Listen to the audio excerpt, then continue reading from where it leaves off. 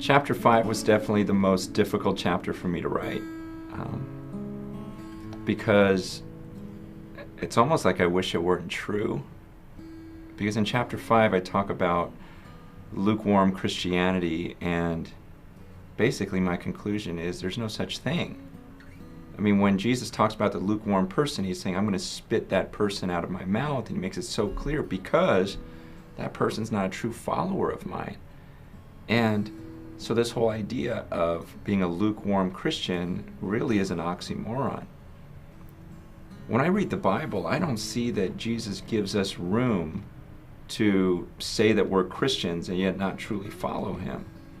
And that scares me. I mean, it's not something where I'm being judgmental towards another person or even toward myself. I just go, man, that's a scary thought. I think there are a lot of us in the world who call ourselves Christians, and yet we don't really follow his ways, and somehow we've made it so that that's okay, that there are the true disciples and followers, and then there are these Christians. You know, Christians are people who believe in Jesus, but their lives don't really change a whole lot, but they're still saved. And I'm going, well, I don't see that there's room for that in Scripture. I mean, I wish there were, because like I said, it saddens me because I think of people in my life that I really care about, that call themselves Christians, and yet they don't really follow Jesus. And this isn't about my opinion. I mean, when you read the Bible yourself, do you really see that there's room for a person who calls himself a Christian but is not a follower? Does that really make sense to you, that there could be a person who doesn't really obey the commands of Jesus Christ, yet is truly a saved Christian? See, when I read it, I go, no way.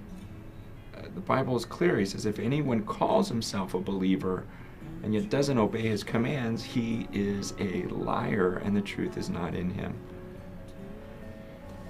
Judge for yourself.